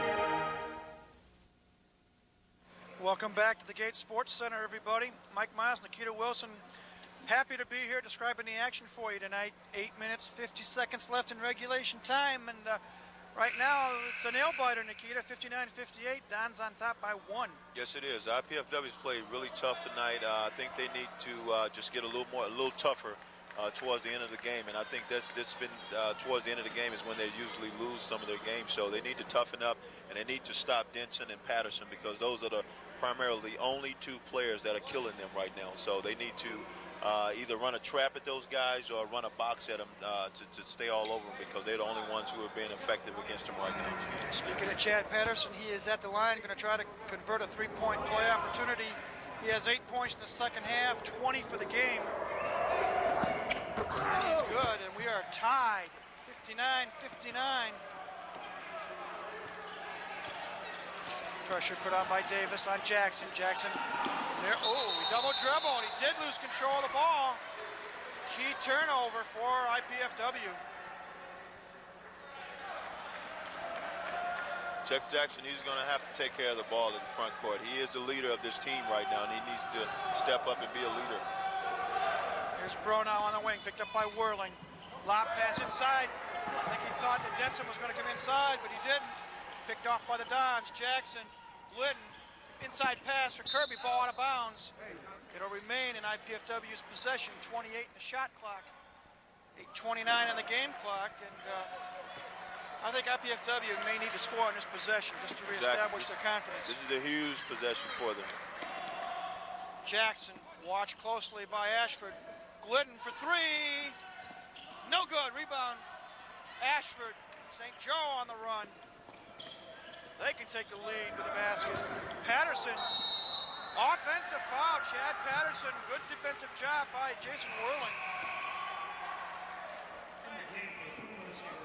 Second foul on Patterson, and again, Whirling did the job defensively. Exactly. That's a sign of a team player, because I know I thought I was a team player, but I've never taken any charges. But that's a sign of a player wanting to do whatever it takes to win a basketball game. Jackson and Davis having a heck of a battle tonight. Right now, Jackson's got the ball. Pass intended for Whirling. Nearly picked off by Walter Perkins, who went into the bench. So it'll be IPFW ball. Glidden to inbound it. Looking for help. Now he gets it back out. Jackson, Whirling. Whirling wants to drive. Dishes off Glidden. Another 3-pointer on the way off the rim. No good. Rebound Davis. Glidden's missed his last 3 tray attempts. Here's Denson, way up top, 30 feet away where you'd like to have him. To Davis.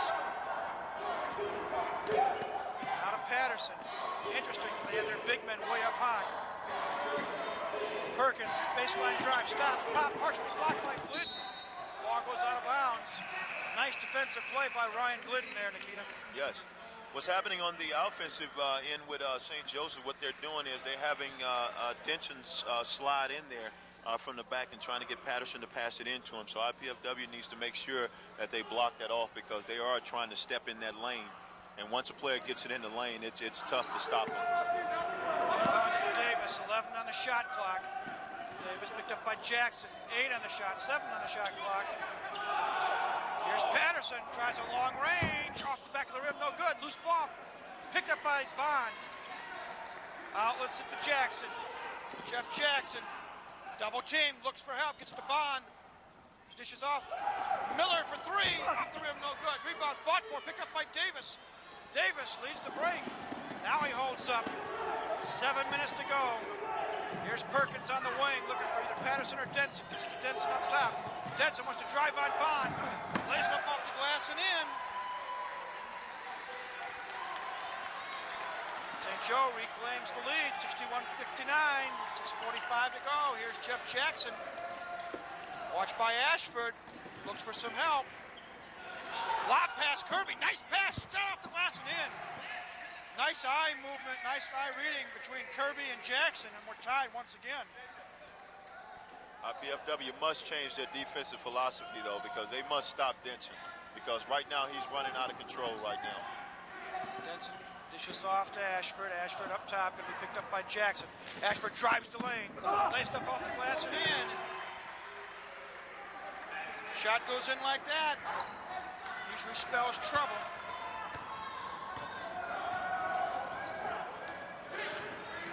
Here is Jeff Jackson. Whirling. Oh, knocked away, whistle. Reach-in foul going to be called on Ashford. That's his 3rd. Team 6th, I believe. One more and the Dons will be shooting. Van Belkom comes back in the lineup for St. Joe.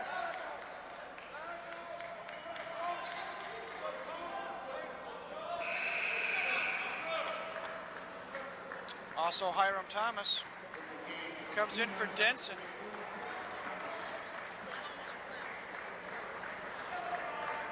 I've got Denson for 16 second half points, 29 in the contest. I think IPFW really needs to go down low right now because St. Joe's 2 premier big men are out right now. They need to take it straight to the basket, try to draw some fouls. Miller, Kirby, back up top to Whirling. Not doing what you're saying, Nikita. I guess they can't hear me. Here's Whirling, Bond on the wing. Offensive foul going to be called on IPFW.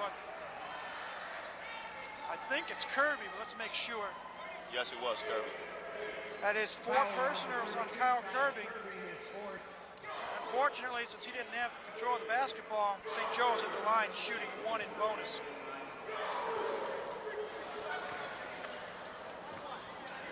Hiram Thomas, 6'7", 188-pound sophomore at the line. He is one of 2 so far at the line. Relax. 2 shots. Let's go.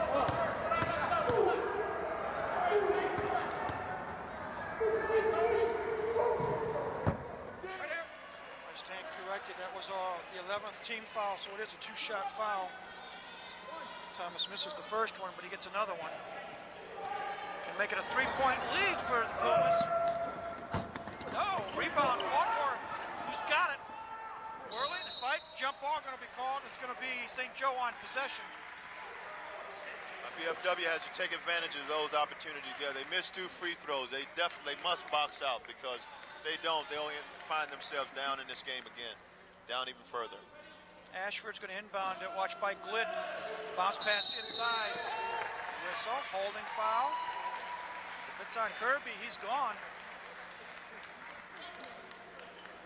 It is on Kirby, and he is gone. Disqualified, 5th personal foul.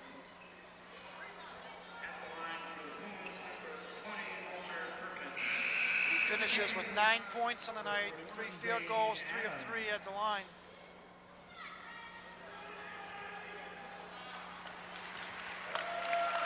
Gets a nice hand from the crowd. He's replaced by Dane Adams.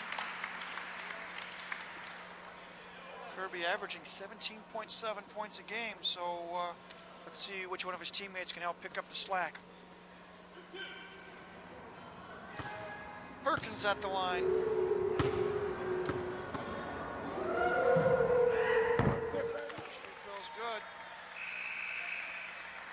Makes 6 points on the night for Perkins.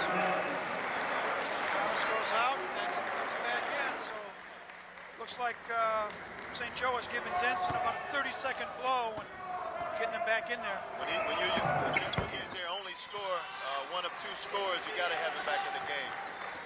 Second free throw good, and it's a 4-point St. Joe lead, 65-61. Here's Whirling, watched by Ashford. Dishes off. Adams back to Whirling. Whirling drives, dishes off. Miller for 3. Off the rim, no good. Loose ball. Picked up by Davis. 4-on-2.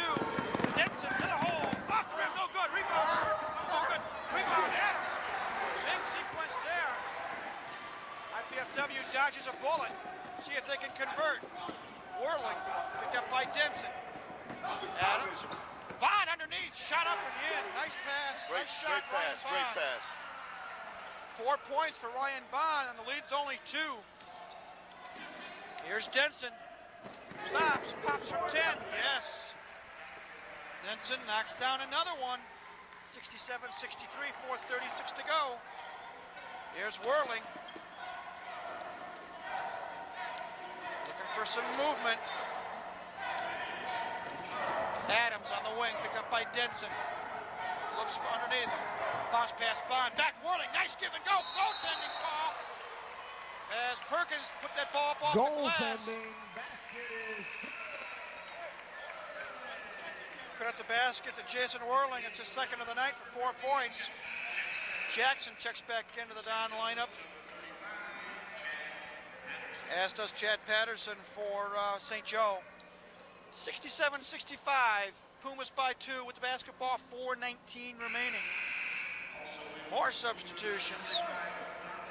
IPFW needs to play some good contained defense right now. Not really trying to go for a steal, but just contained right now because they're only down by 2 points, and they can go for a gamble and end up being down by 4 points. So. Bronow, Denson. Denson back to Bronow. Trapping defense doesn't quite work, and now Davis has it. Nearly walked, got over to Bronow. Bronow double teamed.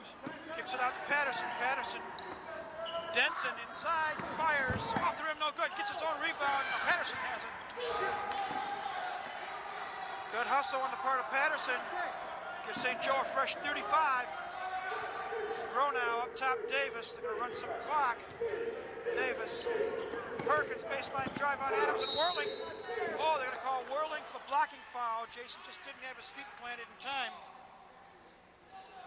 That is his first of the night. But Walter Perkins goes back to the line.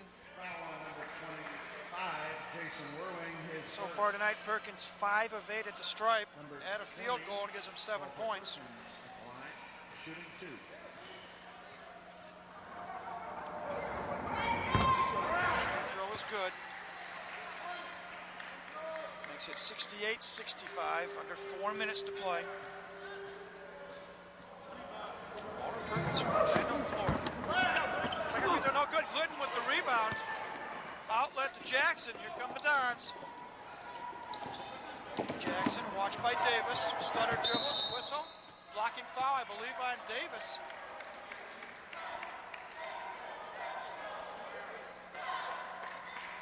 The official slowly walking to the bench. Ryan Davis with the foul, his third. 7th on the team, so that will send Jackson to the stripe. Shooting 1 and bonus.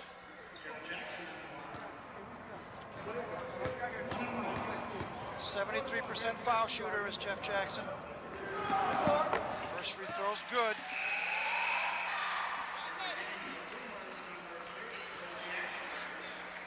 Ashford comes back in the lineup for St. Joe. 3:34 left, Nikita. We at the point. IPFW can't afford to miss even one more free throw. They can't afford to miss anything right now. They can't afford to have any more turnovers either. Jackson makes the second. 1-point game rather. I'm sorry, 68-67. Here's Denson. It's to Perkins. Back to Davis. Woo, nearly fouled by Glidden. No call. Ball goes over to Ashford around the horn to Perkins. Perkins picked up by Bond. Perkins wants to drive on Bond. Saves it at last. Whistle. Traveling call. Break by BFW. Bond hit the floor hard, getting up somewhat slowly. I think Ryan's going to be all right. Tough competitor. PFW must have the killer instinct right now. I think what they should do, I think they should drive the ball straight to the basket, try to get Ryan Bond involved, try to get him the basketball because he is a great athlete, and I think he has the ability to put it in. Adams will inbound it, looking for help. Gets it to Whirling, to Jackson. He'll be picked up by Davis. 3:10 to go. Dons trail by a point. Key possession here in this contest. Jackson shakes, bakes, stops, pops. Yes! Good bucket by Jeff Jackson. Gives the Dons the lead. Back comes Patterson here, nearly traveled. Gets it out to Davis, cross court. Ashford, inside, Perkins on the wing. Looks for Patterson, looks for Denson. Davis for three. Yes. Ryan Davis, first three-pointer of the night. 6 points overall. Is that his first shot of the night? I haven't really seen it. Second field goal. He made a deuce in the first half. 71-69, under 2.5 minutes. Jackson rubs off a Whirling pick. Looks for help. Still controlling the basketball. Gets a pick from Glidden. Roll. Stops the dribble inside. Adams bounce pass Bond. Up and in, just like you ordered. Exactly what I said. Ryan Bond, give him the basketball at the end. Athletes, big-time athletes step up toward the end of basketball game, and I think that's what they need to do. 6 points for Ryan Bond. Again, it's a tie ball game. 71 all, 1:51 left. Patterson, watched by Adams. Looks for help, Gets it back up top, Davis. Cross court, Ashford. 15 on the shot clock, 1:41 on the game clock. We are tied. Overtime be a possibility. Davis, watched by Whirling, gets up the dribble, gets the Patterson. 4 on the shot clock. Push off, three-pointer, yes! Patterson gets the break, gets the tray. And it's a 3-point St. Joe lead. 1:21 to go. There's Jackson. Big possession for the Dons. Jackson shakes, bakes. Still dribbles, brings it out on top, gets a Whirling pick. Stops the dribble, looks, gets it to Glidden. Back to Jackson, 15 on the shot clock. 1:04 left to go. Jackson looking for an opening. Whirling, 8 on the shot clock. Whirling stops, pops. No good, but we got a pushing foul going to be on St. Joe, so Whirling's going to go to the line with 54 seconds left.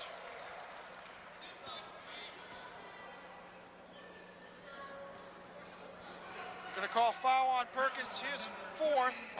Perkins, his fourth. Going to be a shooting foul, 2-shot foul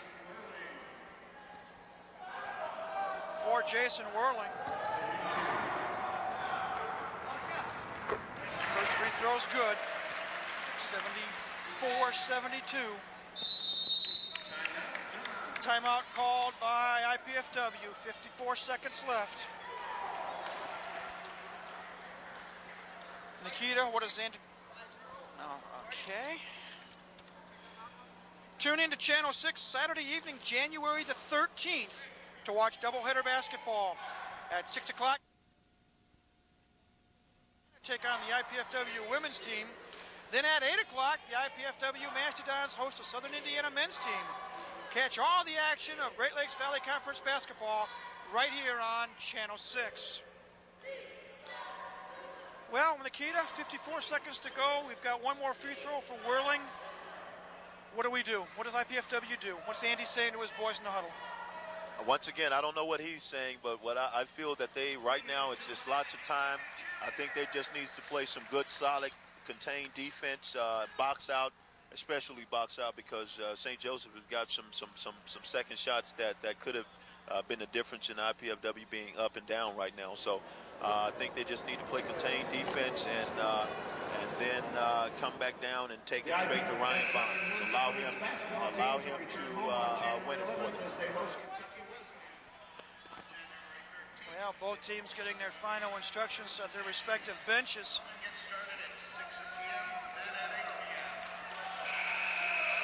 Whirling going to come back in. Attempt one more free throw. Jason has 5 points on the night. And another thing, I think IPFW needs to make sure that they allow somebody else to beat them besides Denson and Patterson, because those are the only two guys. Let somebody else take the big shot. Here's Jason Whirling. Free throw is good. 1 point game, 74-73. Full court denial put on by IPFW now. Ashford to inbound it. Gets it to Davis. Davis, double team. Back to Ashford. Trap. Oh, ball taken away. There's the break that IPFW needed. There's Jackson. Watched by Ashford. Shake, bake, stop, pop. Yes! Great shot by Jackson. Jackson, there's the Dons to lead. Right now, good solid defense. No gambling right now. 32 seconds. Davis, Ashford, around the horn. Patterson, baseline drive, shot up, no good. Tap put in by Denson. There's that man again. 76, 75, 20 seconds to go. Jackson, will they freelance it or call the timeout? They call the timeout. 17 seconds to go. Now what do we do? What does Andy say? Who do we go to? Do we go to Bond inside? Do we take the outside shot? I think we need to. I think they definitely need to go inside. Maybe run a high pick and roll with Bond and Jackson, and have Bond roll to the basket and try to get him on a single side by himself and allow him to go to work. How much time do you think they should run off the clock before they take the shot? I think they should shoot the ball by 5 seconds. I think maybe they should get some more people in there, some offensive rebounders in there. Maybe get Aaron Ishmael in there, Ishman in there, because he's been rebounding good. Get him in there and give themselves a chance to get some second shots. But I do think they should isolate Bond and allow him to go to work. Ryan Glidden did check into the lineup at the scorer's table, and he's only made 6 3-pointers tonight, along with a deuce and 4 free throws. So whatever goes on, they definitely have to take the ball to the basket. You can't, because players are prone to foul when someone's coming to the basket, and they must take it to the basket. They can't settle for an outside shot. Well, let's see. It's Perkins, Patterson, Ashford, Davis, and Denson on the floor for St. Joe's. The Dons break the huddle. Whirling, Glidden, Jackson, Bond, and Adams. Ryan Glidden to inbound right in front of us. Gives it to Jackson. Jackson watched by Davis. Here we go. 14, 13, 12. Jackson moves right. Little clear out here. 7, 6. Gets a pick from Bond. Shot up. No good. Fight for the rebound. And the buzzer goes off. It's over. And a heartbreaking loss for the Dons, as that last shot just did not go. And IPFW drops a tough one by the narrowest of margins, 76-75. They gave it a good go. Exactly, they gave it a great go. But like I said again, you got to concentrate on. There was a lot of small things that created this loss, like boxing out, not recognizing that they only had 2 scorers out there. So they need to understand to take advantage of all opportunities when they present themselves. Well, let's take a quick look. We'll try to do some unofficial quick tabulations here. Again, the big guy for St. Joe was Kevin Denson. He had 13 points in the first half. drive home carefully. And 20 points in the second half for 33 points. Chad Patterson had 24, Walter Perkins 8, Ryan Davis 6, 2 points for A.J. Van Belkom, 2 points for Goldie Ashford, and 1 point for Hiram Thomas. We'd like to take this time to thank the Channel 6 volunteer crew and the Learning Resource Center at IPFW for their contributions to the live production of our basketball game this evening.